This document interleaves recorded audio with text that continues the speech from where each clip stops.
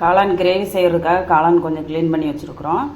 அதுக்கு தேவையான மசாலா என்னென்னு பார்த்தீங்கன்னா, அரை கட்டி பூண்டு, அரை ஸ்பூன் மிளகு, கொஞ்சமாக தேங்காய், ஒரு தக்காளி. இதை மட்டும் நம்ம மசாலா அரைச்சிக்கலாம்.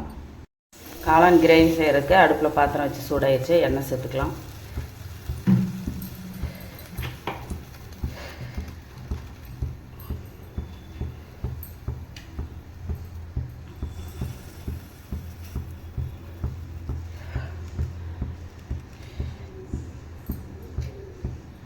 எண்ணெய் சூடாயிடுச்சு. நம்ம க்ளீன் பண்ணி வச்சுருக்கிற காளானை சேர்த்துக்கலாம்.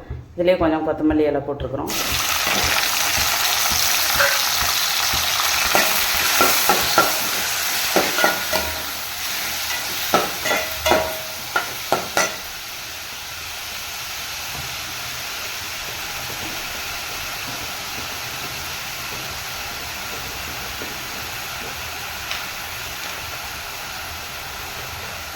கிரேவிக்கு கொஞ்சமாக மஞ்சள் சேர்த்துக்கலாம்.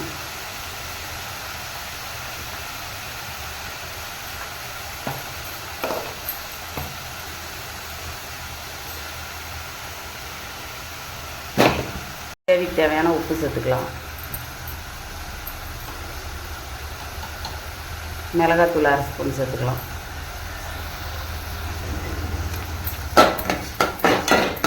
நல்லா மிக்ஸ் பண்ணி விட்டுட்டு கொஞ்சம் நேரம் வதங்கின பின்னாடி தான் நம்ம அரைச்சி வச்சுருக்கிற மசாலா சேர்த்துக்கலாம்.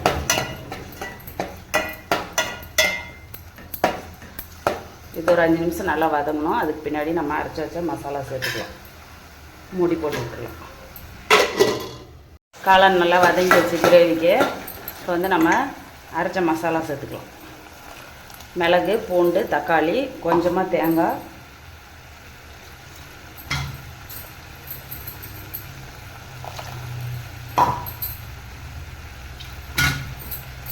இது ஜார் வாஷ் பண்ணி போட்டுட்ருக்குறோம். அவ்வளோதான். இது நல்லா சுண்டி வந்துச்சுன்னா நம்ம காளான் கிரேவி ரெடி. உப்பு டேஸ்ட் பண்ணி பார்த்தோம், கரெக்டாக தான் இருக்குது.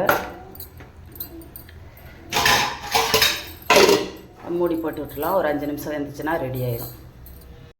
நம்மளோட காளான் கிரேவி ரெடி ஆயிடுச்சு. நம்ம இப்போ அடுப்பு ஆஃப் பண்ணிக்கலாம். இந்த மாதிரி காளான் சின்னதாக சுருங்கிருச்சுனாவே நான் வெந்துருச்சுன்னு பார்த்துக்கலாம்.